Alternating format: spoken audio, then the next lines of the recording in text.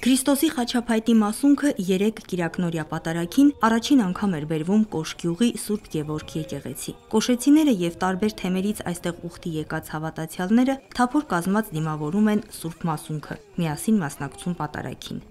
Սուրբ խաչի մասունքն էլ, որը որ մեզ համար ուժ եւ կյանք ու կենարար շարունակության հույս է հավետում, մուտք գործես Կոշ համայնք։ Սա մեզ եւս մեկ անգամ հնարավորություն ընձեռում է օրհնությունը առնելու, Տիրոջ ներկայությունը զգալու։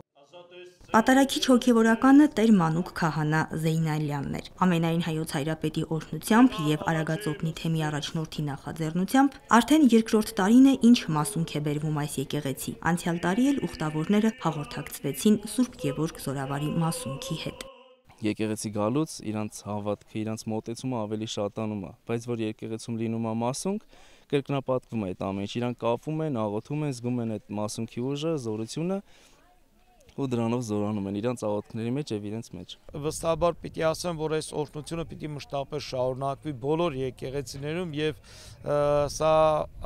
չգիտեմ, ասեմ, ամենամեծագույն ուրախությունը պիտի լինի յուրաքանչյուր հավատացյալի համար։ Սրբատաշ Տուֆակերտ եկեղեցին միանավ բազիլիկ կառույց է, 19-րդ դար է թվագրվում։ Կրում է համաքրիստոնեական սրբի Գևորգ Զորավարի անունը։ Սուրբ Գևորգը Կոշի միակ եկեղեցին չէ, գյուղը հարուստ է հնագույն հոգևոր ճարտարապետական ժառանգությամբ։ Տերղևոնդը տեղի հոգևորականն է։ Ցավով է փաստում, որ տասնամյակներ պահանջվեցին խորհրդային տարիների աստվածմերժության բացն այստեղ լրացնելու համար։ Հիմա եկեղեցում ամեն կիրակի պատարագ է մատուցվում, եւ Տեր հայրն ուրախ է հատկապես խորանին սպասավորող պատանիների համար, ովքեր ապագայում նաև մեր հայրենիքի զինվորներն են դառնալու, արդեն ծանոթ լինելով Սուրբ Գևորգ Զորավարի առ Քրիստոս ունեցած հավատի եւ քաջ զորականի պատմությանը։